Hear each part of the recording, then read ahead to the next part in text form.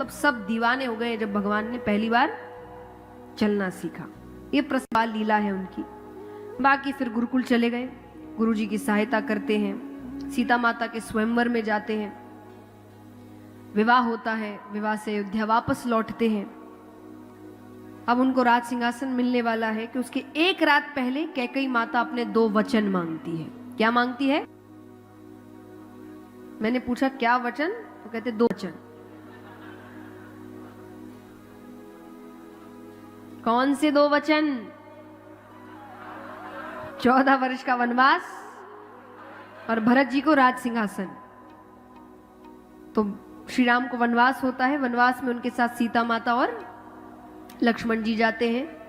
वनवास में काफी समय रहते हैं, फिर सीता माता का हरण हो जाता है, रावण उन्हें लेकर चले जाते हैं। तब श्री राम ने वानरों की सेना तैयार करी, लंका पर आक्रमण करते हैं, रावण का वध करते, वापस आते हैं।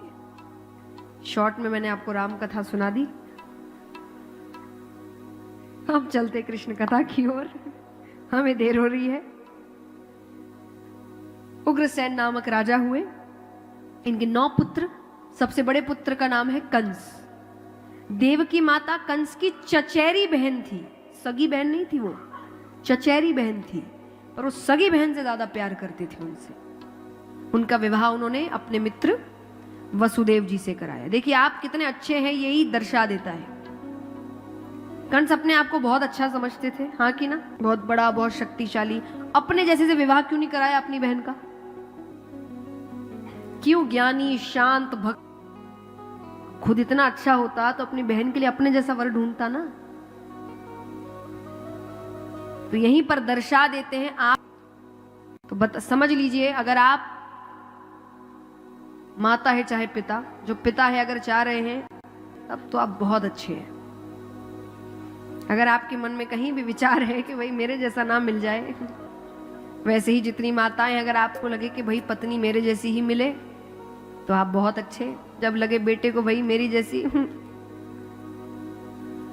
तो कंस इतने ही अच्छे होते तो अपने जैसा। उनको पता था मैं राज करने के लिए, अत्याचार करने के लिए बड़ा अच्छा हूं, पर मेरे जैसा मेरी बहन को नहीं मिलना चाहिए। उन्हें वसुदेव जी के साथ विवाह कराया। अब विवाह के बाद जा रहे हैं तो बीच रास्ते में आकाशवाणी होती है। वो कहे मूर्ख कंस, जिस बहरा है उसकी 8वीं संतान तेरा काल बनेगी। कंस कहे काल तब बनेगी जब पैदा होगी। अरे देवकी को ही संतानें कहां से होगी? मारने लगते हैं कि वसुदेव जी ने कहा 8वीं संतान से खतरा है ना, मैं हर ला कर दूंगा, इसको कुछ मत करो। उनको कारागार में डाल दिया गया। पहली संतान होती है, वसुदेव जी लेकर आते हैं। कंस बड़ी क्रूरता से उसकी हत्या करते हैं। पहली संतान, दूसरी संतान, तीसरी संतान, चौथी संतान, 5वीं संतान, 6ठी संतान, 6 बच्चों को कंस मारते हैं।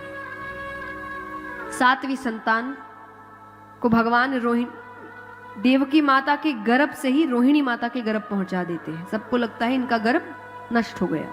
ये कौन हुए? बलराम जी। अब बारी आती है 8वीं संतान। अलग है। पहला महीना गुजरता है, दूसरा महीना गुजरता है, तीसरा महीना गुजरता है, सावन का महीना आता है। ये मोटी मोटी बूंदें बरस रही है। मोर नृत्य कर रहे हैं, आइए प्रभु जल्दी आइए। गैयाएं नृत्य कर रही है, हमें पालने वाला गोपाल आने वाला है। भगवान ने 9 महीने नहीं लिए पूरे, समय से पहले जन्म लेते हैं। मध्य रात्रि में, रोहिणी नक्षत्र में, कृष्ण पक्ष में, मथुरा के कारागार के अंदर छोटे से प्यारे से श्री कृष्ण जन्म लेते हैं।